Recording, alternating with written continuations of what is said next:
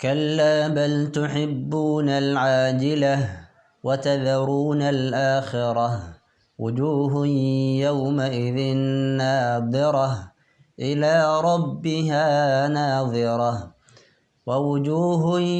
يومئذ باسرة تظن أن يفعل بها فاقرة كلا إذا بلغت التراقي وقيل من راق وظن أنه الفراق والتفت الساق بالساق إلى ربك يومئذ المساق فلا صدق ولا صلى ولكن كذب وتولى ثم ذهب إلى أهله يتمطى أولى لك فأولى ثم أولى لك فأولى أيحسب الإنسان أن يترك سدى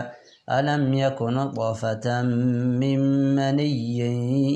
يمنى ثم كان علقة فخلق فسوى فجعل منه الزوجين الذكر والأنثى أليس ذلك بقادر على أن يحيي الموتى